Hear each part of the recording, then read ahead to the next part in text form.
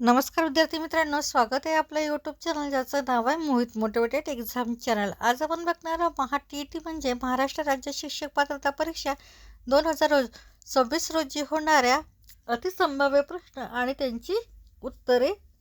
Video आवडल्यास व्हिडिओला like करा, कमेंट्स करा, जास्तीत जास्त व्हिडिओ शेअर करा आणि चॅनलवर जर नवीन असाल तर चॅनलला सबस्क्राईब करायला विसरू नका। चला तर मग सुरुवात करूया व्हिडिओला। प्रश्न क्रमांक 160, डाल्टन पद्धतीची मांडणी खालीलपैकी कोणी केली आहे? पर्याय आहेत Tarabai Modak, John Dewey, Kilpatrick, Helen Parkhurst.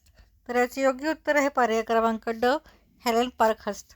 प्रश्न क्रमांक 161, एक चांगला शिक्षक विद्यार्थ्यांमधील टिंबटिंब भावना वाढवतो। पर्याय आहे प्रेम, सहकार्य, स्पर्धात्मक, तटस्थ। तर याचे योग्य उत्तर आहे पर्याय क्रमांक ब, सहकार्य।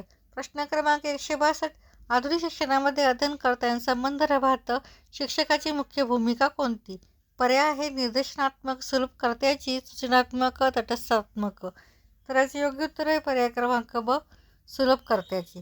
प्रश्न क्रमांक 163, खालीलपैकी पूर्णपणे सत्य स्वरूपाचे विधान कोणते? विधाने आहेत प्रत्येक बालक अध्ययन करू शकत नाही, प्रत्येक बालक अध्ययन करू शकते, खूप कमी बालके शिकू शकतात, खूप जास्त बालके शिकू शकतात। पर्याय आहे फक्त 2-3, 1, 2 व 3, फक्त 1, 2 व 4, फक्त 3 व 4, फक्त 2। तर याचे योग्य उत्तर आहे पर्याय क्रमांक ड, फक्त 2।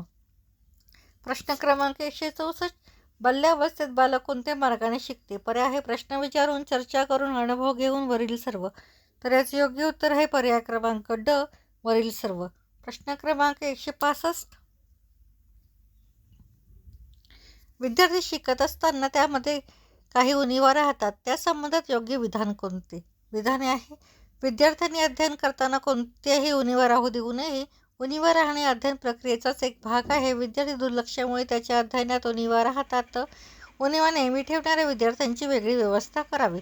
तर याचे योग्य उत्तर आहे पर्याय क्रमांक ब, उणिवा राहणे हा अध्ययन प्रक्रियेचाच एक भाग आहे। प्रश्न क्रमांक 166, राजेश गणितात नेहमीच मागे राहतो, एक चांगला शिक्षकाच्या दृष्टीने राजेश गणितात मागे राहण्याचे कारण काय असेल?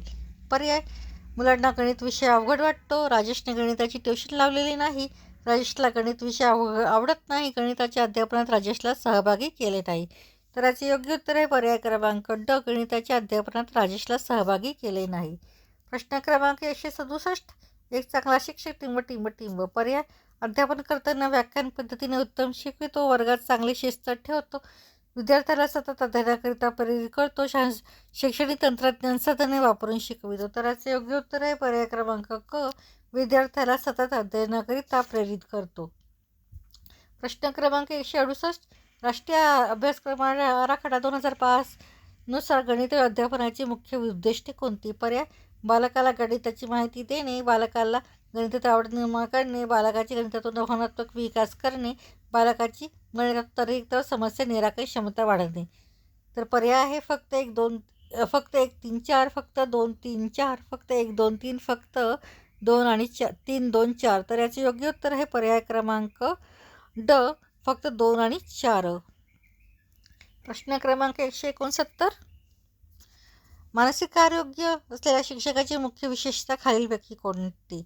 पर्याय आहे भावनात्मकदृष्ट्या संतुलित, कडक शिस्तीचा, विषय ज्ञान, प्रभुत्व, अध्यापनास स्वस्थ व चिंतित। तर याचे योग्य उत्तर आहे पर्याय क्रमांक क, भावनात्मकदृष्ट्या संतुलित।